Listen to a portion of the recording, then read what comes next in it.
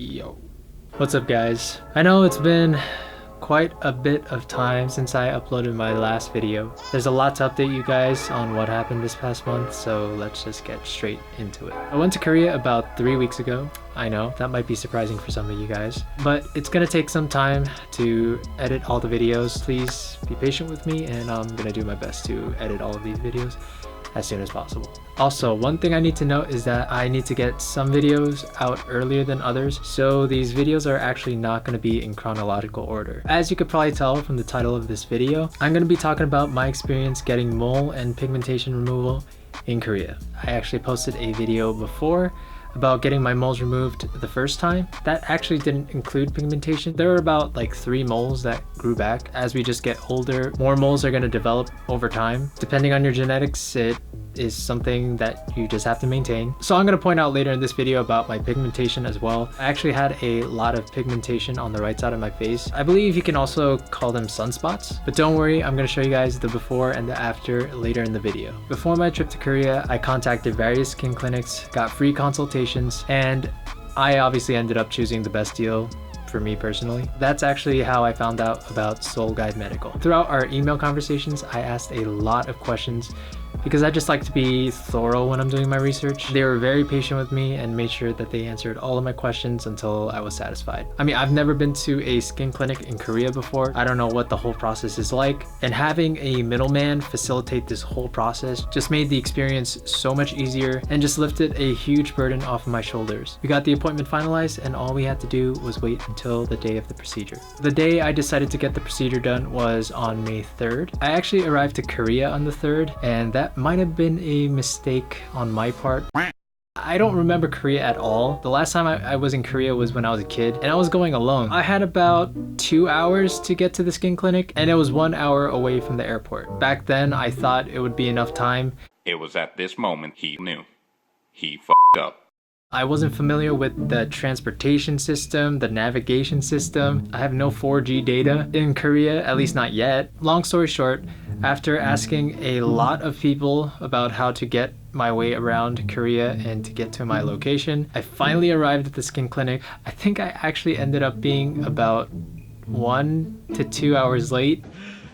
You serious? And that's completely my fault. I felt so bad to keep them waiting. We still had the procedure done that day, and I am honestly so thankful for them for understanding the situation. And yeah, Seoul Guide Medical, if you guys are watching this, thank you, and I am really sorry that I did that. I haven't even mentioned the name of this skin clinic yet. It was called AMOA Skin Clinic, and it's located in Gangnam in Cheongdam Station. Fun fact, it's actually based next to SM Entertainment. If you guys want more information, I will make sure to post the address link below. Although one side story I want to share, which I think would be helpful to those considering getting something like this done in Korea. While I was contacting these various skin clinics, I unintentionally emailed AMOA Skin Clinic directly and not through Seoul Guide Medical. The prices that they ended up quoting me, even with the discounted price, was still higher than the prices that Seoul Guide Medical gave me. I witnessed firsthand that contacting Seoul Guide Medical is going to give you lower prices than contacting these skin clinics directly. End of side story. I got in the clinic. The initial impression that I got, it felt modern and it just felt cozy to be in. I guess you could say that the environment made it feel welcoming.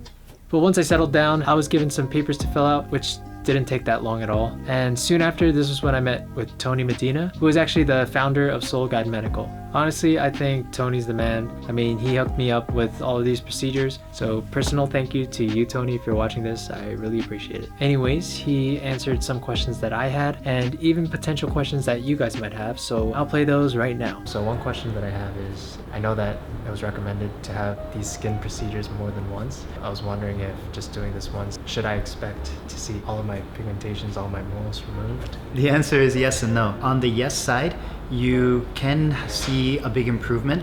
These kinds of lasers and treatments fix problems anywhere from 10 to 15%. So if you think 10 or 15% on your face is quite a big improvement. The maximum improvement you can usually get from treatments is between 40 to 60%. There is nothing that can improve your skin 100%, but on your face, 40 to 60% is quite big, so you can improve a lot. Now, to get to 40 or 50 or 60% of this kind of treatment, you need up to 5 sessions. For stronger treatments, up to 3 sessions, 3-4 sessions, but even a single session, 10-15% is a big improvement.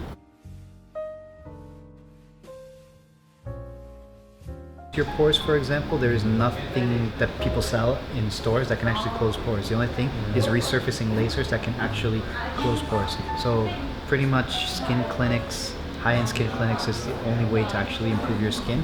Everything else is just kind of makes you shiny, it makes you moisturize, can rejuvenate your skin, but it can't actually fix deep problems. Once he answered all the questions that I had, it was finally time to get the in-person consultation. They were extremely thorough with the explanations, and having an English translator just made everything so comfortable. Here are a few clips to get a better understanding of what the consultation was like. 원장님 엔디아그라고 하신 게 토닝 레이저인데 지금 광대부 이런 데 조금 진한 색소가 있어서 네, 그거 이제 좀 세게 해서 빼주실 것 같아요. 그래서 약간 붉은기 있으실 수 있거든요. So the first laser that the doctor talked about was for your hyperpigmentation around here. It's a little bit strong. So we're going to go in a little bit strong just so that you can see the effects as much as you can. So it might be a little bit red. So are you going to remove the mole on this side of your face? Yeah, that would be nice. Because Okay. this was removed last time, but I guess it grew back. So it might be because they didn't remove the roots of the mole. But today we're going to go in, and we do go in as deep as we could in one session. It might not all be removed in one session, but if it doesn't, then you can come back one more time. After the consultation was over, we went to another room where I got my face cleansed and numbed to prepare my face for the procedures. They actually had to cleanse my face several times to get rid of all of the dead skin cells off of my face. Once my face was cleansed, they applied the numbing cream on my face so that the pain from these laser treatments are minimal. I believe I waited around 30 minutes for the numbing cream to take effect, and then I finally went to the room with the machines to get the skin procedures done. We interrupt this program to bring you a special report. Future me here, I just wanted to give you guys a little more information on these lasers. So the first laser was for pigmentation, and it was called the Yaga laser. It's kind of a funny name, I've never heard of it before, but it's actually used in some cases that you guys might be familiar with. Aside from pigmentation, this laser is also used in tattoo removals, aging spots, and melasma. Now, if I was getting a tattoo removed, obviously you'd have to go a lot deeper into the skin, but since I'm only getting my pigmentation removed, I don't have to go as deep.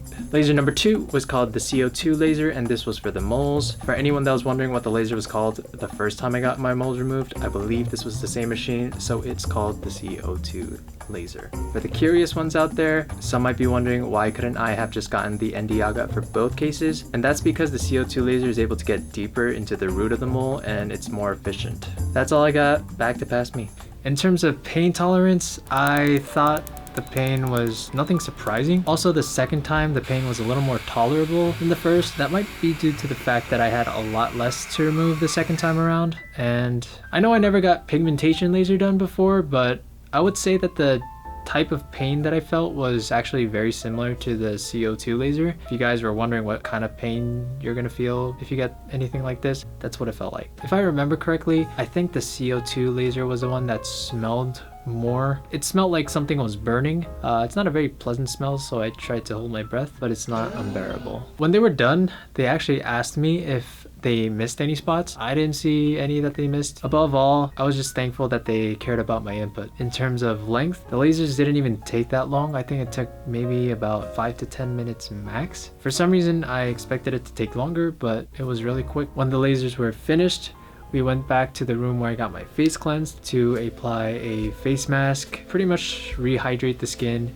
and also apply sunblock as well. Oh, one thing I forgot to mention is that they also used a machine which gives off light to expedite the healing process. They also put rejuvenation tape on the moles. That was actually something I did not do the first time I removed my moles. I feel like these tapes helped a lot in terms of the healing process. It prevents scarring from happening. I don't know what kind of voodoo magic they put in these things, but yeah, I think that they made a huge difference. I was told not to wash my face until the next morning, and I was only able to wash my face very gently. But I personally didn't wash my face because I wanted to make sure that I got no water on my skin for as long as possible. I definitely made sure to apply sunblock. Ideally, you're actually supposed to be applying sunblock every 4 hours. I think most people put it on in the morning, but people forget to reapply it in the middle of the day. By then, the sunblock has worn off. That's a big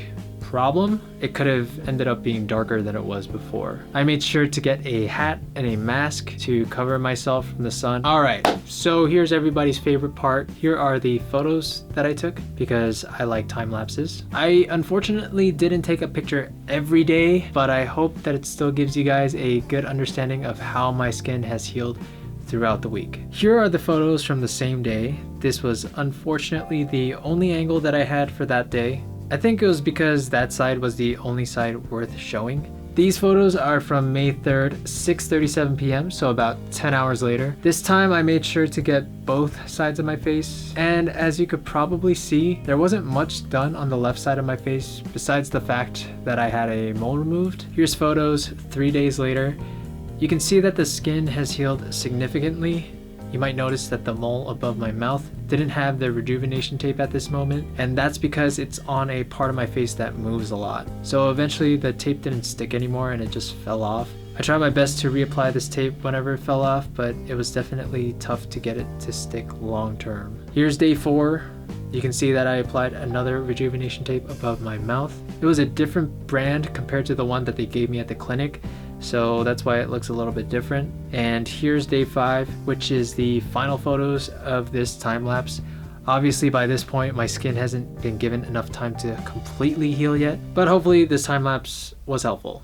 It's time for the moment you've been waiting for.